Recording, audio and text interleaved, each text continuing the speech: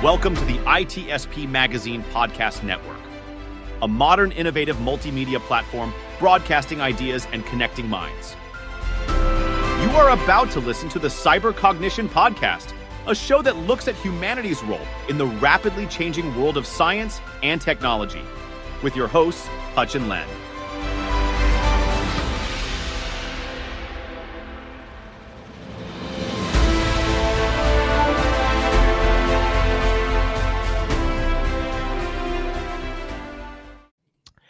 Hello, everybody, and welcome to another episode of Cognition.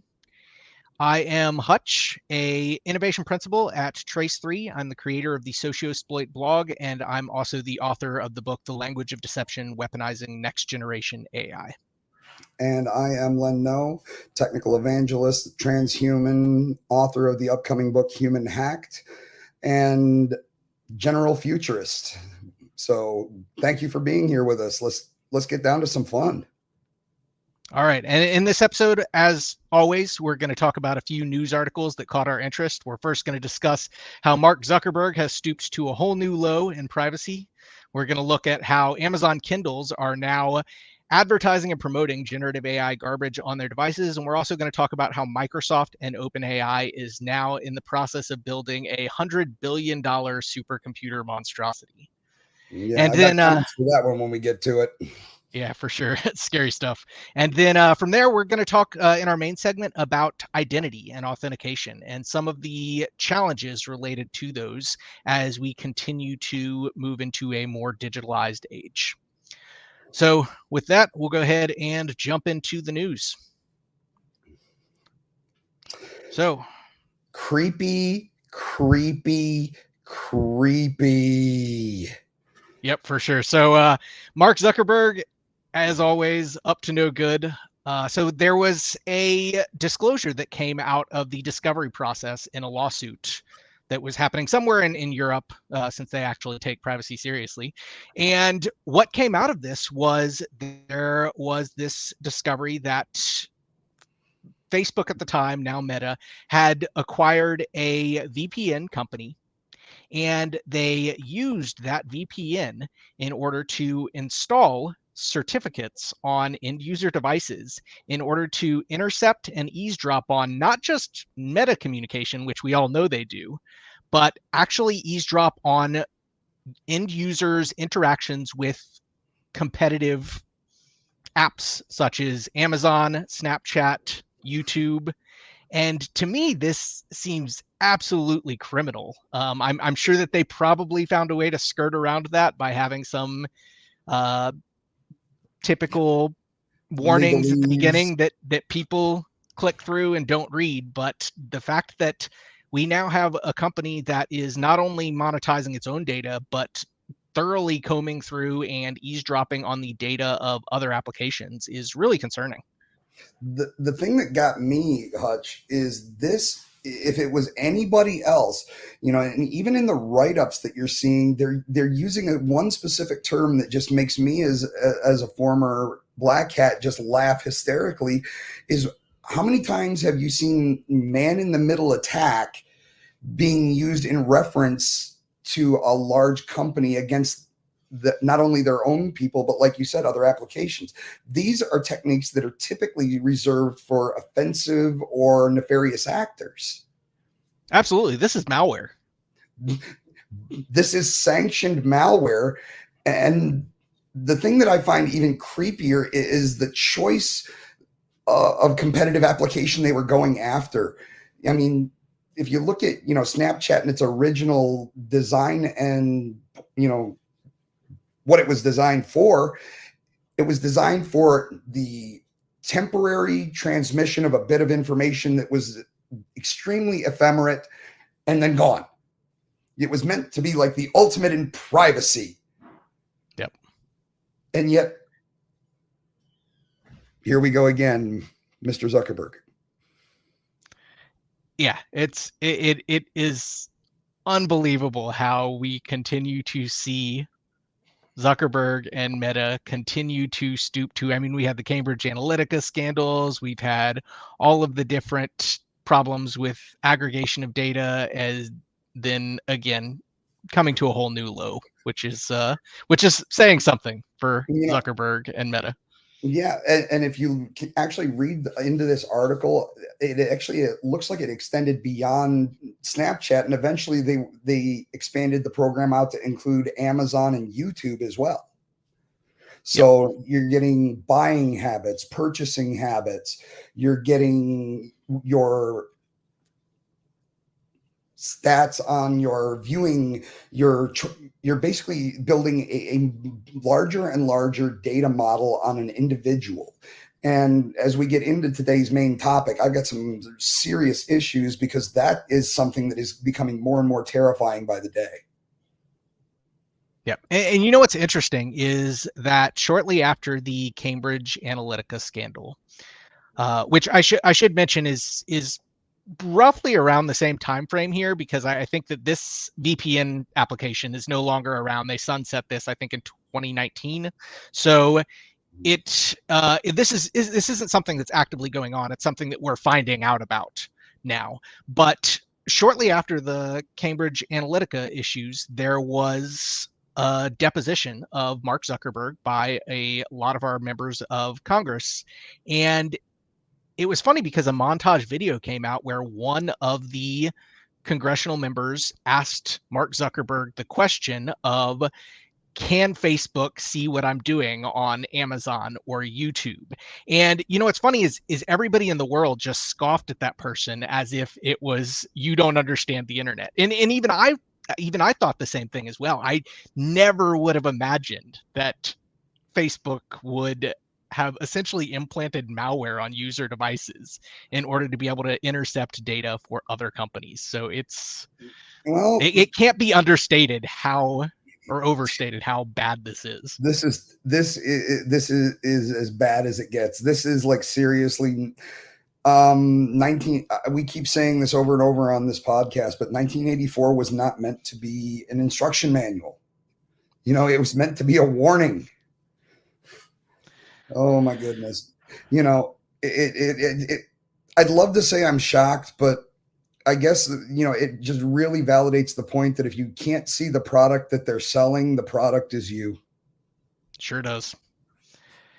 And speaking of products, so Kindle, the Amazon ebook reader and arguably the most popular ebook reader, has been seen basically promoting and advertising on the front of so whenever you're not actively reading something on your Kindle, it will display advertisements on the front of that Kindle. And unless you turn it off. I don't have a Kindle. No, you can buy your way out of those advertisements. Really? They charge you to not? Correct. There is a $20 fee and you can turn those off. And I had to throw that in there just because I can't believe that it costs $20 after I buy a device to turn off the spam. You had to pay for the commercial and then you have to pay to turn it off, huh? Exactly. Love it. So now those advertisements are frequently containing generative AI garbage. So I think we talked about this before, but Amazon now has this problem where people are essentially using generative AI to quickly create books, and they're selling books that are, the images are generated, the text is generated, and of course it's largely kind of non-creative, derivative garbage. And what's interesting about this is that, and the article that we looked at points out that most of these books were not high rated. So how we're even getting to the point, and the author of the article was even confused and perplexed by this, of how we're getting to the point where these are even ending up in the advertisements. But if you look at many of the screenshots that are shown in this article, it is very clear that this content is generated. And I think we are once again in that situation, and we talked about this during our Idiocracy episode previously, but where we've got so much noise from generative AI that it's becoming challenging to find the real value in content out there on the internet and elsewhere. And you keyed in a little bit right there, Hutch, on the point that I wanted to drive home. When you look at Amazon and Kindle as, like you said, the largest share in the e-reading population out there, how are these analytics being manipulated? How are these authors that are creating, like you said, very simplistic, no reviews? I mean, as an author on Amazon, getting advertisement is directly driven by comments and responses in interactions with your page. So where is that coming from, and how does Amazon even address this? Because this has been apparently going on for quite a while now. Yeah, I think that any conclusions here are probably speculative. I think that Obviously, we likely have algorithms that are happening in the back end with Amazon that are comparable to what, say, Google uses for SEO or search engine optimization. And as we know with SEO, there are likely ways that you can exploit those algorithms and figure out ways to bump yourself up to the top.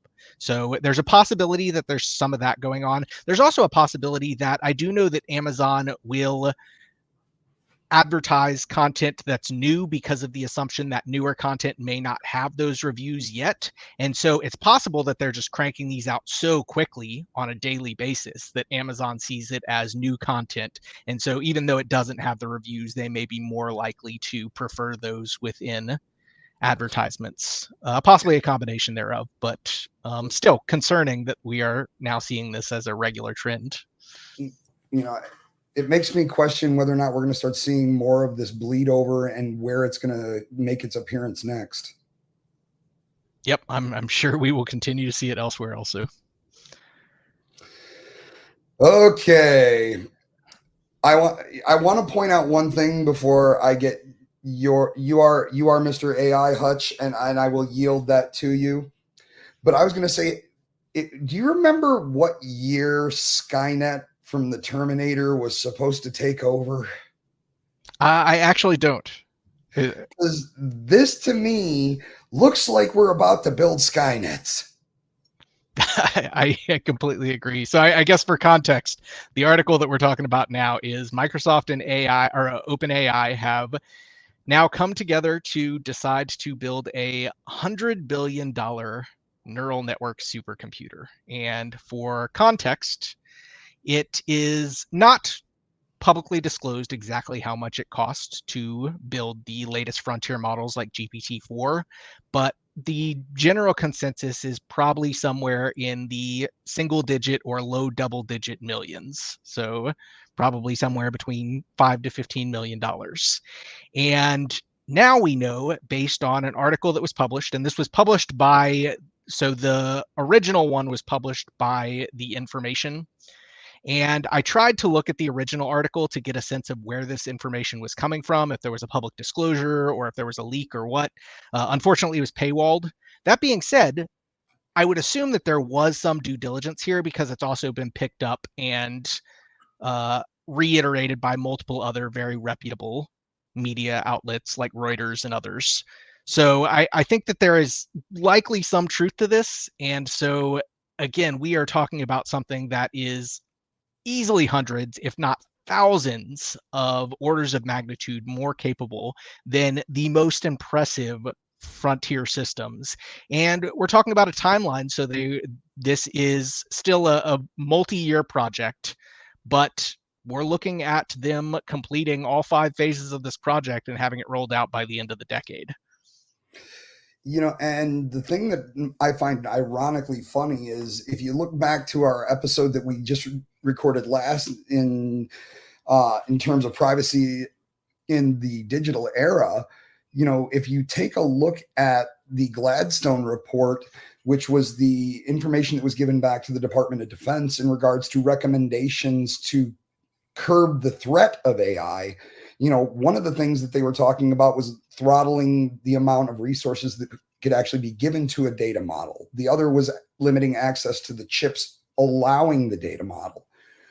And this basically takes everything that was in those recommendations and just throws them right out the window. But the other point that I wanted to ask, at least from a discussion perspective, is we're seeing this massive rush to technology for neural networks, but at the same time, we've not really heard a lot coming out of the quantum camp over the last couple of months or years as well. So is this the potential of trying to move away from quantum and go more to neural? Or what happens when we start getting the advancements in qubits for quantum computing? Does this stuff even make sense anymore? Yeah, I think that so of course the challenge with quantum computing is the absolute zero requirement. So that is the temperature required in order to stop the movement of matter.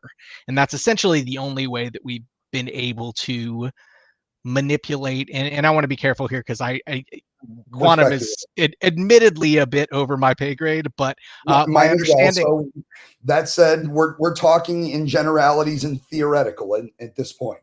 Yeah, but my understanding is that while we are seeing progress in the ability to manipulate matter at the quantum level, and there have been a number of challenges, like you'll see everything from like quantum entanglement, where the photon particles are not even necessarily directly connected to each other, but that the change of state of one impacts the state of another. And so there's a lot of really weird stuff that happens at that quantum level.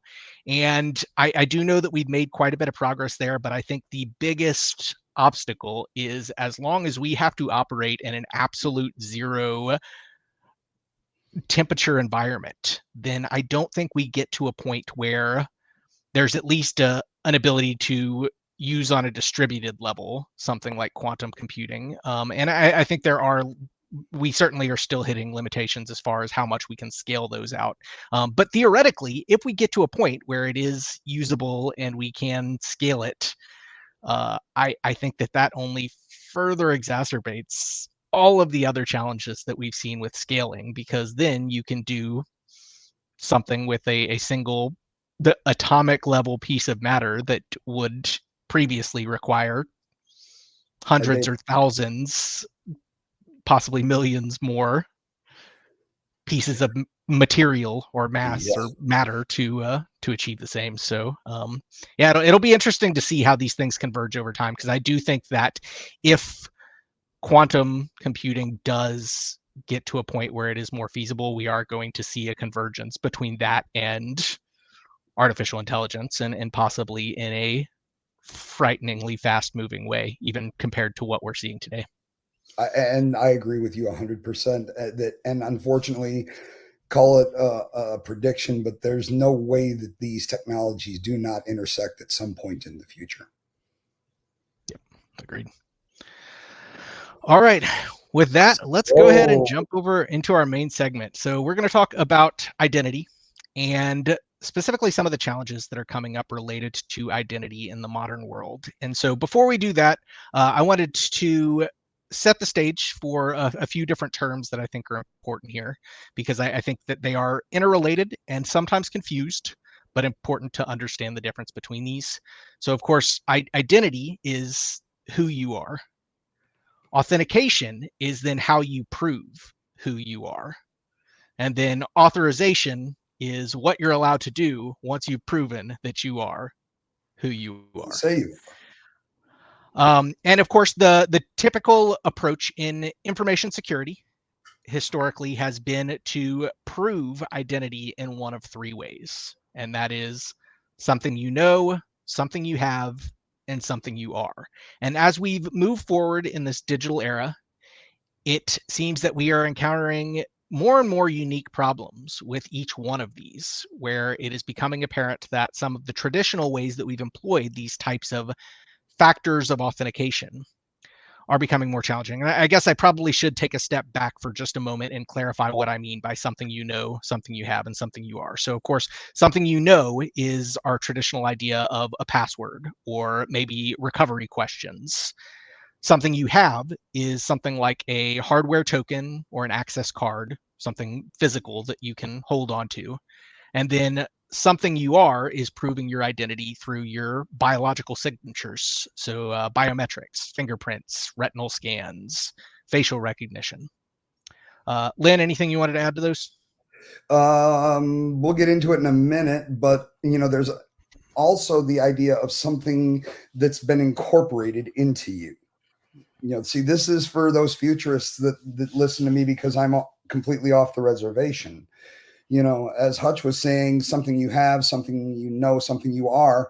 I am going to show, for those that are actually going to watch this on YouTube, I'm going to do a demonstration today of something that's integrated into you as an additional factor for trying to do an authentication. Yep. So where do you even want to start this discussion? Because in my opinion, I'm going to throw it out there right in the beginning and say there is no unique identifier for an individual human being left that cannot be duplicated, spoofed, counterfeited, or simply bypassed. Yeah, and I completely agree. And I think let's talk through them one by one, kind of each of those different types of factors. So let's talk first about something So because I think that for most people, when they think of authentication, that's the first thing they think of is passwords. Absolutely. And I think before we even get into the passwords, I think an interesting one that has been a huge challenge, which was kind of the first something even before we had passwords on digital platforms, we had social security numbers. And we still use these 10-digit numbers to this day in the United States in order to identify who we are. And the assumption, and it is a very flawed assumption, is that if you know a social security number and other basic details about who somebody is, that is sufficient in order to prove that you are that person. Oh my God. So I think it's been interesting to see the evolution of this, because there have been a lot of very good alternatives that have been recommended, but we have never seen buy-in from the US federal government. And there are serious problems with social security numbers as being a way of authenticating or proving that you are who you say you are. One of those is the fact that you can't revoke social security numbers. And even beyond that, if we were going to use the social security number as a proof of a validation, that should then be separated from financial transactions, medical. It should be used as a top level identifier only. Kind of like what they do with some of the national IDs over in the European Union. Right. Yeah, and I think that they're unfortunately, that's what we don't really see that in practice, though, right? We see that organizations will just ask you for your social security number, and if you know it, you are who you say you are. It's not just an ID to track you over multiple systems. It becomes an authentication mechanism, which I don't know much about the original foundational concepts of when they built the social security number. I don't know if it was intended to just be an identity tracker over multiple different systems and groups, or if it was intended to be used for authentication, but it certainly has been used for authentication and still is to this day. To my understanding, the social security number was implied once we started looking into taxing people and allowing, services post-retirement and things, and there had to be a universal identifier. But the fact that we've moved beyond that, it's absolutely asinine. Like you said, once this is, what happens to people like me who travel? Do you know how many times, honestly, Hutch, my identity has been compromised since I started working in this field and working for it instead of against it? Oh, I have no doubt. Yeah, I think most people have at least had a couple experiences. And what do? There's, identity insurance, and I'm not pushing one brand or another, but I remember there was one company at one point, I believe it was called LifeLock, where the CEO of the company, to your point, drove a truck around major metropolitan areas saying this is my name and this is my social security number, and it was his actual information, and it was meant to promote the protection services of this identity protection solution. I do believe he actually got his stuff compromised, if I'm not mistaken. Multiple times. Yeah. So, so I mean that, and I think there's two lessons to be learned there. One is that this is an extremely hard thing to safeguard when you talk about identity, and especially with so many organizations relying on social security number as an authentication for identity. But the second is never challenge hackers with "you can't hack Yeah. me. Here's Yeah. my data." It never ends well if you talk to hackers in extremes. Yeah. But to take that one step farther, let's take one step down. Went from the social security number. I know for a fact, at least within the CVS, Walgreens kind of pharmaceutical, chains within the United States. And I complain about this every time I go in to pick up medication or whatnot. Okay, what's your name? What's your birthday? That is all you need to do to validate a pharmaceutical pickup in the United States. And I tell the pharmacist every time, I was like, can we please pick something that I can't take off of somebody's Facebook profile page? We're using validators, at least from a face-to-face and a discussion perspective, based upon PII that we are freely giving away. So how does that even make sense? Yeah, and circling back to the point I made previously, I mean, revocation is also a big issue. You can't, once your social security number has been compromised, you can't revoke it. You can't get a new one. It is what you are stuck with. And once it's out there, a wise person once said, that which has been interneted cannot be uninterneted. Once it's out there, it's out there. Well, theoretically, you can get a new one, but it does require some Monero, a little bit of Onion router, some Tor. But yeah, you can get another social security number. Oh, interesting. Just not legal. So some of the alternatives that I've seen that are intriguing and I think make a lot of sense is something like using PKI infrastructure, private public key pairs. And Yep. The value of this is, one, that you could revoke a key. There are already frameworks that allow you to check for key revocation, but also the idea that you would never actually have to transfer the value of your identity. So if my identity is tied to a private key, then rather than passing, I would never share that private key. I would instead use that private key to sign an assertion that could then be decrypted with my public key. And because of that, I mean, you think about it with social security numbers, every form that I fill out, wherever I go, always asks for a social security number. And I usually try to push back wherever I can and say, do you really need this? Is this required?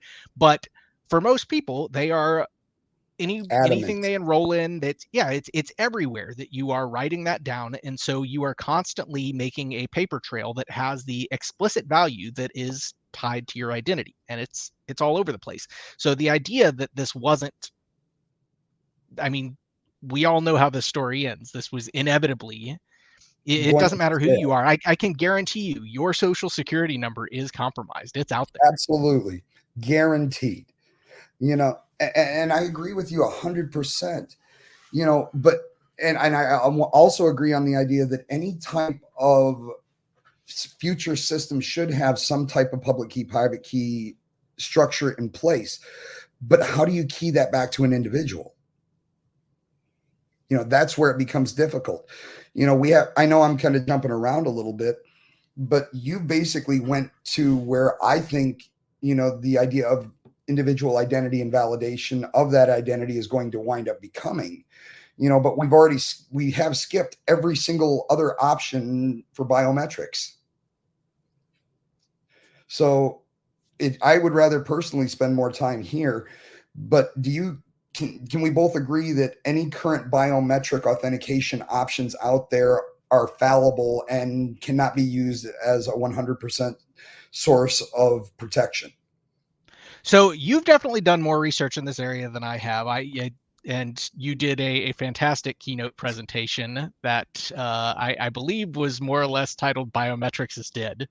Mm-hmm. And you made some fantastic points. And I guess there's having it's been obviously a couple years since you did that presentation, so some of it's a little bit foggy in my brain. I know one recent development that we've seen since was a research study that basically showed that just by moving your finger across a touch screen, researchers were able to basically recreate your fingerprints, which it wasn't 100% effective. It was, I think, about 33% of the time they were able to do like partial recovery. About 10% of the time they were able to do full recovery of those fingerprints. And of course, technology only gets better. So, well, I mean, if you think about it, most mobile devices, you know, if you just pick it up and look at it, what do you see? Smears of everything that you've been doing. Yep, good point. I mean, it's not hard to, you know, but even beyond that, with the advancements in digital photography, we've actually been able to lift fingerprints off of digital photographs. And that was actually one of the things that was done to, I believe it was Ursula von der Hoven, and that was the German defense minister. And that was done by the Chaos Computer Club out of Berlin, or excuse me, out of Germany. You know, retinal scans. I mean, most people think that retinal scans and iris scans are the same thing, you know, and the fact is there's two separate technologies. And what most people have in their mobile devices, if you're running an Apple iOS and you're doing the facial authentication, that is one of the weakest biometric authentication engines there is.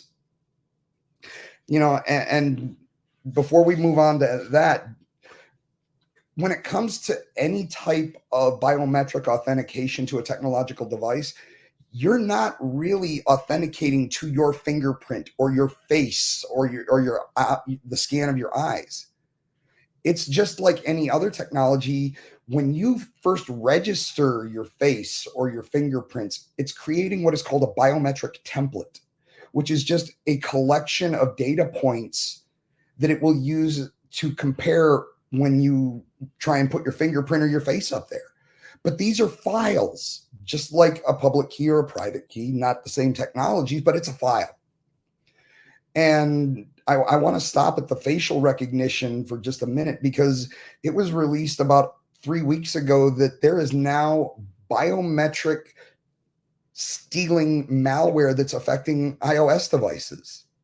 So when you go to scan, if your phone gets infected, it's basically making a copy of your biometric data template and then sending it to an attacker. So Hutch, you're talking about social security numbers can't be revocated. What about once your face has been mapped? What about once your fingerprints have been converted to a digital template that is now just another file that can be traded between devices? It's not just the social security number. The entire identity system in the United States, along with, you know, the current concepts for authentication to technology, are taking huge risks. And this is not safe tech. Yeah, I think it has made for an interesting journey, because I think we look back a couple decades ago and biometrics was the Rolls Royce of authentication. And that was just because of the fact that we didn't have technology that was sufficiently powerful enough to compromise it at that point. But I think we're now at a point where we're starting to see those dominoes fall one after another. We're seeing voice capabilities that are getting closer and closer to being able to replicate our voice signatures. We're seeing the deep fake videos that can replicate us visually. AI, you know, they have been able to actually, there's been some proof of concepts done with deep fake voice AI where they're actually able to, it was passphrase, it wasn't password. You know, and for the difference, password is to speak it'll look at your timbre and cadence of your voice, and you could basically say whatever you want. Passphrase is it's recording specific words spoken in a pattern. And passphrase was broken with deepfake audio AI. And there's a lot of banks that actually use that as their authentication mechanism in order to get access to your financial data. But it's interesting because I mentioned that biometrics used to be kind of the best option. And now I feel like as we're getting to a point where biometrics is starting to become more and more susceptible to compromise. Is it possibly the worst option now I because of, think to it your is. point, it can't be revoked? You can't change your eye patterns, your facial structure, your Well, fingerprints. to I mean, be you can, honest, I guess, but the black hat in me is going to come out for just a second, as well as the privacy advocate in me. I've never been a fan of biometric authentication, but for a completely different reason. There is no protections under the law for biometrics. They're considered part of the plain view doctrine. The only thing that we as citizens here within the so United they States, can they force you to oh, unlock they your phone or can. something if you're They, interesting? if you are arrested and with an iPhone, there is nothing against the law from an officer walking up, holding that phone up to your face, unlocking your phone, and start looking through your stuff. Nothing against. There's no law that prevents them from doing that. There is no law that prevents a law enforcement to you come up, take your hand, put your fingerprint on the scanner, open your device. The See, and only I would have thought, and I would imagine most people probably think the same, that would have fallen into the same self-incrimination restriction. But but I it guess since doesn't, it's because not here's something you the know, thing. right? It is not considered privileged. If I can literally walk up to you on the street and take a picture of your face, it's not considered privilege. The only thing that you have legal protections under the law in the United States for is either a passphrase or a passcode. This is why you cannot be compelled to give up your password to log into your device. But yes, if you get caught and you're using biometrics, the authorities can use those on you against your will, and there is no law that says that they can't. Wow. So Yeah, that's scary stuff. For me, it's password or passcode only. Yep. Well, speaking of biosignatures, not quite, I'm not sure. You mentioned that there was your implant that Yes, kind sir. of allows you a way to, I guess, that is revocable. It is revocable. But One yeah, of fill us in. One of the many different implants that I have is from a company called the VivoKey. And the VivoKey originally started out as a way to authenticate against web apps. The original chips were known as the VivoKey Spark 1 and the Spark 2. The only difference between the Spark 1 and the Spark 2 was the version of the NFC chip inside that would allow for background process read on Apple iOS devices. So the Spark 1 would only work for Android, Spark 2 would work for Androids or iPhone. This was one of the first identity chips that I had implanted. This is one of the little BioGlass ones, and it's up here in the webbing of my right hand between my thumb and my pointer finger. This allowed me to do web authentication into the VivoKey forums. It was basically the only authentication method that was allowed into certain locations. You had to be one of us in order to get in. But the chip itself, it is the backbone for their authentication method. But they have a different chip out now that is called the VivoKey Apex. And most people, when they hear about me and my implants, it's always about, I'm breaking into somebody's phone by touching it. I'm bypassing physical security. This particular chip is actually a cryptobionic chip with high cryptographic capabilities.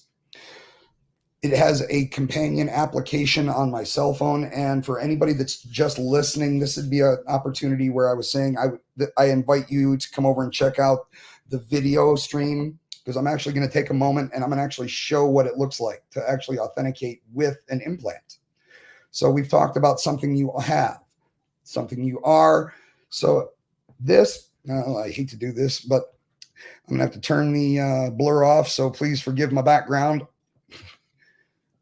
But we have an app on the phone, and all I have to do is actually hold this up to my arm to where my implant is. So once I authenticate to my chip, this actually gives me access to transmit a business card. I can have a Tesla key on here. The one that I want to show off is the authenticator. So this is your standard OTP style authenticator. The difference is in order to get additional codes after the first one, you have to rescan the implant. So this is something I have, cell phone, password in my head, implant. This can also act as the authenticator to my crypto wallet. So it's been suggested that something, not necessarily this particular chip, but something like this could act as the source of truth for an individual human. But the only issues I really see with that is this would need to be some type of a global service, because what happens if my chip here in the United States doesn't have reciprocity with, say, a country in Europe? We need to look at the concept of identity and identity validation as a global issue that is affecting all humanity, and not just a US or a European problem, because we all have the same problem that we can all basically be stolen in terms of identity, as well as anything that physically upon us through deep fake. Yeah, I think it is a challenge. It's definitely somewhat of a catch-22 where, I mean, you can do the national or more local implementations, and you can probably more easily get buy-in, but you're right, you don't fully solve the problem. You've also got the option of doing global, but it's so much harder to get universal buy-in. I mean, it's hard enough at a national scale, but at a global scale, I think that is going to be a big obstacle for adoption of something like that. But definitely interesting to see the new technology and the options that are out there. Yeah, and if you look at certain services that are out there, the idea of trying to find validators, within either applications. Give me a second. I've got this app on my phone. I just can't remember what it's called. Keybase, if you're familiar with them.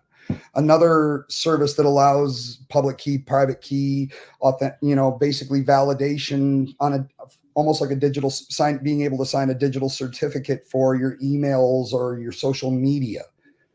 But the one thing that I really, and I've been saying this for years, I think the idea of identity insurance as we move forward into this new technical future is going to become as common as homeowners insurance or auto insurance. I don't see how it couldn't. Yeah, just because it's becoming so easy to compromise, right? Between OSINT, what we're literally just giving away through just normal use of the internet. I mean, case in point, and I'm not suggesting that anybody do this because I'm a good guy now, but let's say you or me, Hutch, if somebody decided to go run an OSINT report on us, how much have we given away? Will they figure out our family members? Would they figure out our wives, children, where we live? There is no privacy anymore. And at this point, I feel that, trying to maintain, and this is going to sound really strange coming from a transhuman, but I think trying to find ways to secure our individual humanities is going to become a very precious commodity.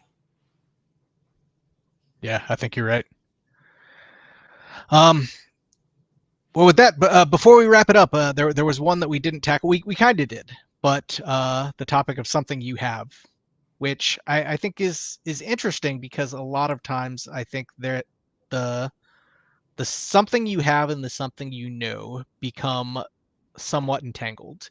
And what I mean by that is, a lot of times you'll have something like what you just showed with the one-time pass, where it'll have a rotating value. And while it's true that it is on a device that I may have possession of, there's definitely an argument for, at the time when I enter that into some kind of system to authenticate myself, it is something that I know, something that I'm aware of, because I look at that app and then I pass it to the application. And so I think it becomes subject to some of the same types of attacks that the original form of authentication, the something the password, is subject to. It's phishable, it's replayable. And I think that this really came to light and was most apparent during the RSA breach, which happened about a decade ago. But if you remember, we used to have those old hardware RSA tokens that Yep. people would carry around on their keychains. And it used to be, it was mostly like either like federal government workers or highly sensitive companies that actually used these. But Yep. it was just a dongle that would have a 6-digit key that would rotate based on It's time. the same thing that you're seeing on your cell phone, but this was before the proliferation of OTP applications. It was a standalone piece of Yep. hardware that did the exact same thing. Yep. And so there is a standard algorithm that's used for time-based one-time pass authentication. And if you have the seed value that's used for that device, then you can essentially deduce at any given time what the actual current value is. And the RSA database was breached and all of those seed values got released. And of course, people were then able to authenticate as those users, which really begged the question of, am I really authenticating with something that I have if somebody else can still authenticate with that code without actually having the physical key that I have? It really is, to some extent, something you know. And so I think it's been interesting to see kind of how those two have become entangled. I think the one exception to that is FIDO, which is where the device itself truly does authenticate to the service with cryptographic routines. And I think you mentioned that your VivoKey implant actually does support Yes, FIDO compliant MFA it as is well. FIDO 2 compliant as well. Yep. So this is like one of the reasons where I was saying maybe maybe transhumans are the future, not necessarily because we want to upgrade ourselves, but maybe we want to remain individual. Maybe we want to protect our own identity, and the only way to do so is to actually have some type of third-party application chip implanted. But at that point, what does that do to our humanity? Do I exist without it? And as a transhuman, these are the philosophical things that I think about all the time. If we move to this kind of a society where you do need an implant to be able to validate that you are who you say you are, if you're somebody who doesn't necessarily want to get this, does that then create a new socioeconomic situation for you? Is it going to be does it turn into something where if you don't adopt the technology, you won't be able to access services? When you start dealing with the human body, even though I have no problem doing it, it can get out of control very, very quickly.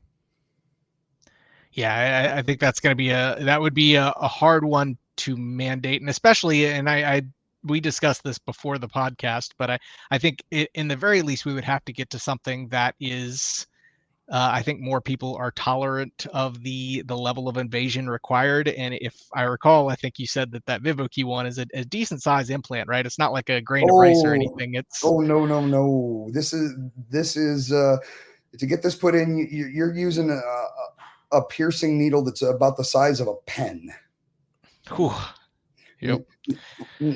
To that point, I was just making some edits to my book coming up, and that was one of the things that I was trying to find a way to phrase, and I'm going to leave it with this.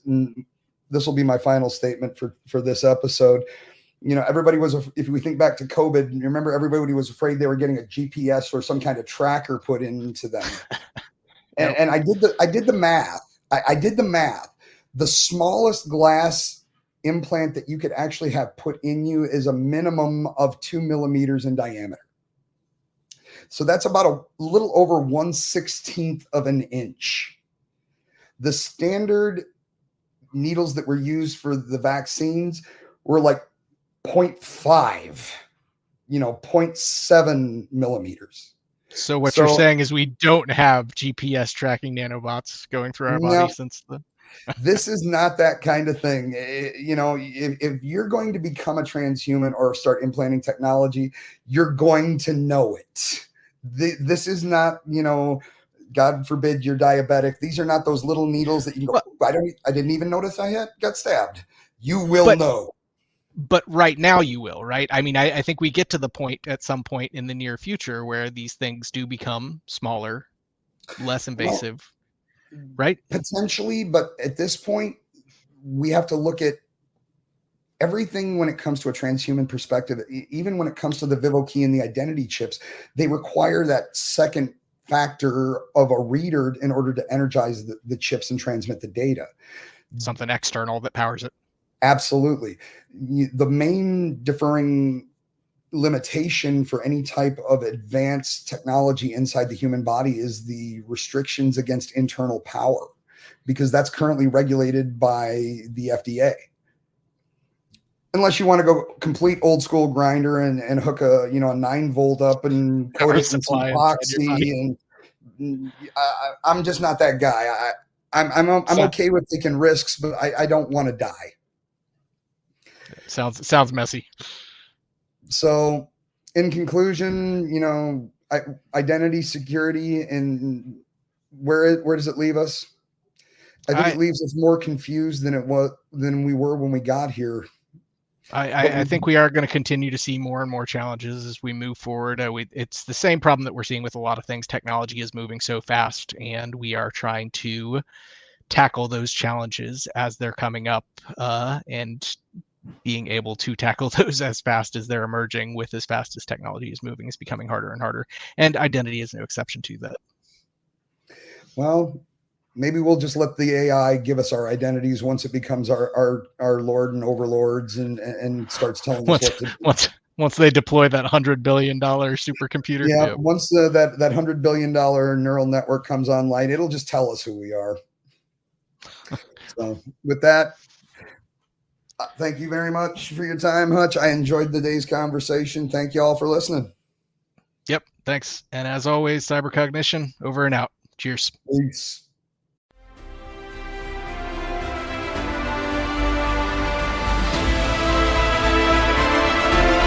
We hope you enjoyed this episode of the Cybercognition podcast with Hutch and Len, part of the ITSP Magazine Podcast Network. If you like this story, add this show to your favorite podcast player and share the Cybercognition podcast with your friends, family, and colleagues. If you represent a company and wish to connect your brand to this show and its audience, visit itspmagazine.com to learn how to sponsor one or more of our podcast channels. We hope you will come back for more stories and follow us on our journey.